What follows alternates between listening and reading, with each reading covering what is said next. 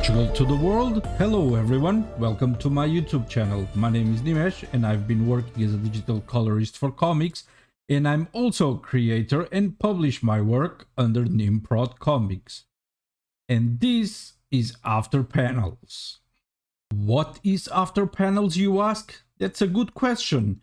Well, I love reading indie comics, and usually after reading them, just like everyone else, I like to talk about what I read. And let's be honest here for a second, indie comics are getting better and better by the minute, while the mainstream comics seems to not know what to do with their IPs.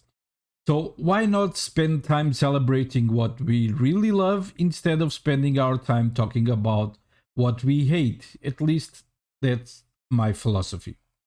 So I created this show where I will review and talk comics that I read, and hopefully I can present you a title that you probably will be interested in reading as well. So in today's video, we are going to talk about GunWork. I need to put some music when I say the titles, I think. Anyway, let's move on to the review. When I saw this title, I think I expected too much. I loved the title, the name of the book was absolutely brilliant, GunWork, and I loved the theme, gangsters, 1920s, 1940s. Man, it's an era that I really dig a lot.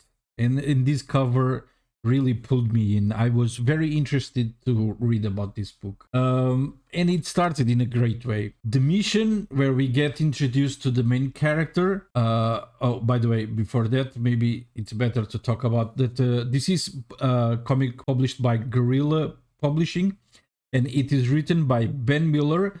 Pencils and inks are done by Lloyd, Henderson, and colors are handled by Ben Tobitt. The letters are done by Julio, Guerra, and covers by Hotel Flowers. And why not just mention the editor as well, as she deserves it, Jacqueline Miller. So, as I was saying, the mission where we get introduced to the main characters were very well written, and it was compelling. It has everything that a good gangster story needs.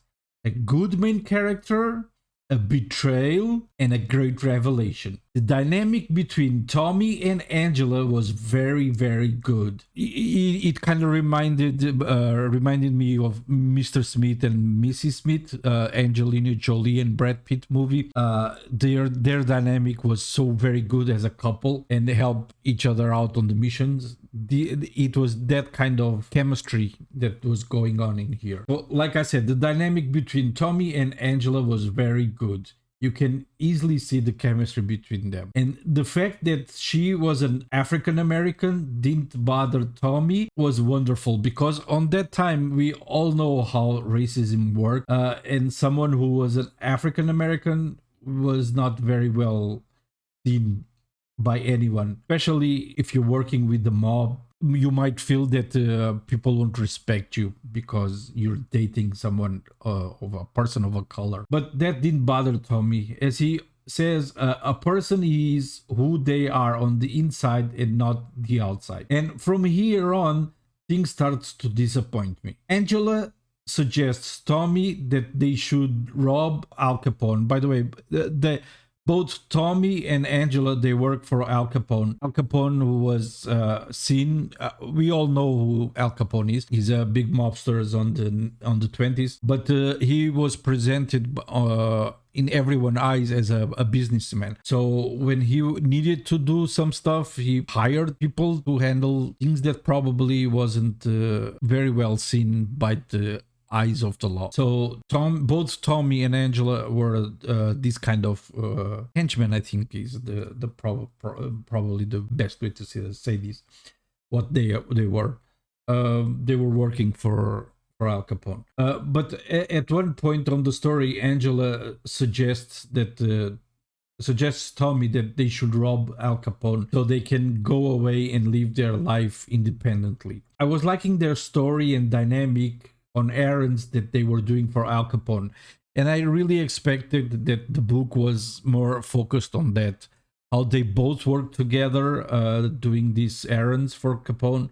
and help each other out. But as the story progresses, things starts to change a little bit. The book more forward, more later on the story, the book becomes a bit of a heist story when Tommy and Angela starts to planning how to steal their boss, and what and how should they do things to basically rob the one of the biggest gangsters in the country.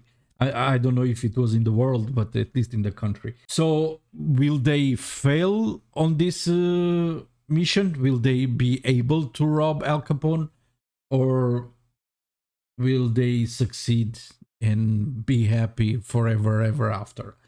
That is something that I will leave you guys to find out. I obviously won't say, because there wouldn't be any point if I tell you everything that happens in this story.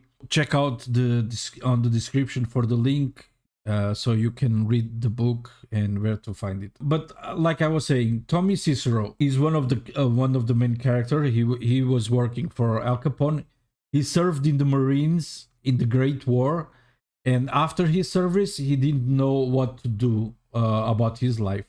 So in Chicago, he found that gun work was his natural thing. Soon, he started to work for Al Capone, and as one of his contracted guy to do things he couldn't be involved with. In 1927, Tommy falls in love with a black girl called Angela, and they both have to deal with all the racism from that time. Of course, Tommy had something in his favor. He worked for Capone, so people tried to quote unquote respect him. I think they were more afraid of him because he was in connection with Al Capone. Tommy really looked to be a very nice guy. He was very smart and someone that enjoyed doing his work for Al Capone. He didn't mind to do all these things for Capone. He actually enjoyed it until he met Angela, of course.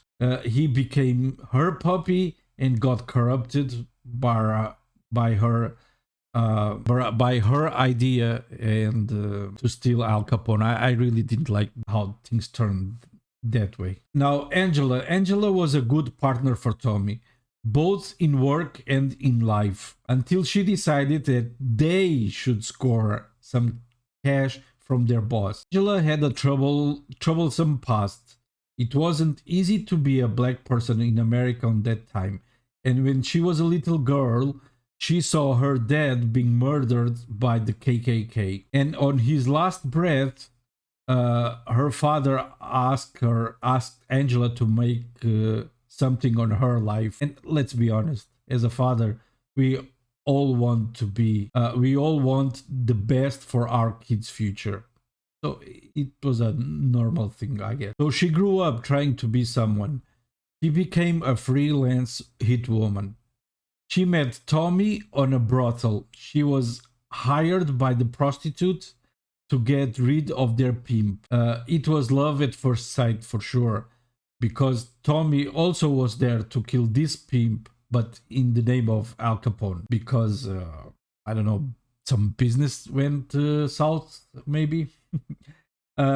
Together they made a beautiful couple and helped each other in the Tommy's work, because Tommy was actually who was contracted by Al Capone. And when Angela met him, she started to help Tommy on his mission. Al Capone on this book, we don't see much of him. He doesn't show up a lot in this story.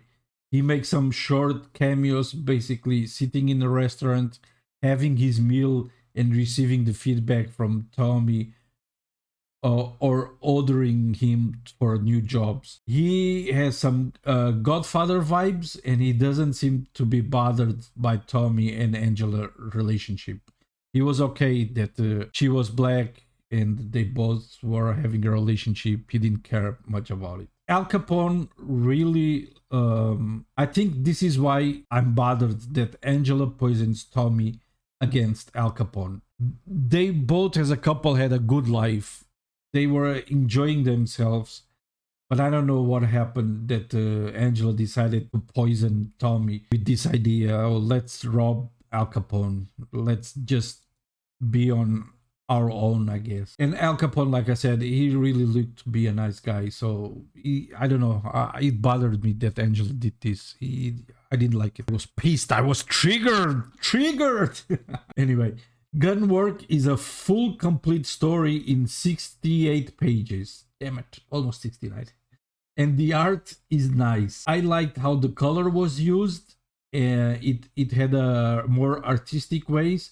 Like, for example, red covering everything with when a violent action happening, or a green when something scary was going on. Artistically way of using the colors, and it was very good. Now the lettering was a little bit horrible, I'm afraid. I won't say horrible, but it looked very amateurish. The balloons didn't give space enough for the letters. They all touch here on the side, as you can see, for example, here, and it wasn't very good. It clearly was an amateur that did this lettering, which kind of ruined a little bit the reading experience, but oh well, what we can do, right? Overall, I like this book, but personally I didn't enjoy, like I said, how Angela corrupted Tommy in his life and future. But hey, maybe it was for the best. Who knows? I guess you guys need to read the book and see what is the outcome of this ultimate corruption. One of the marvelous things about reading comic is that you like or don't like the story is a subjective thing. Just because you loved it, it doesn't mean I also have to love it. And just because I did like it, it doesn't mean that you will also not like it. Give it a read. Let me know what you think in the comments. Give me your thoughts about GunWork. Probably, maybe you going to love this story much more than I did. I didn't hate GunWork. I liked it. It's a good story, but I just didn't like what Angela did there. I think what she did was very bad. They both of them had a good life. They were enjoying everything. Capone treated them with respect, always paying for their work. He didn't do anything bad to them. So I don't know. I was just pissed that she decided to go against Al Capone. Anyway, like I said, leave it on the comments. After reading this comic, check out the link on the comments and tell me what you guys think. How do you feel about their relationship? What do you think about their betrayal of Al Capone? I'm more interested in knowing what you guys think, I believe. So yeah, this was my review for GunWork. I hope that at least I piqued your interest to read this if you haven't, and I'll link where to find it on the description so you can read it. Please let me know your thoughts on the comments, and I would love to hear what you have to say. I hope you liked this video, and if you did, please Will Smith the like button. You know, Will Smith it. And in case you haven't subscribed already, join us and subscribe to the channel so you get a notification when the next video comes out. If you feel generous and if you want to support this channel, you can buy me a coffee and keep me boosted for more videos. Just go to coffee.com/nimprod and fill in with your tip. I highly appreciate any coffee you send me my way, and every support is welcomed. And that's it for today. Thank you for watching, and I'll see you on another video. Until then, keep reading indie comics.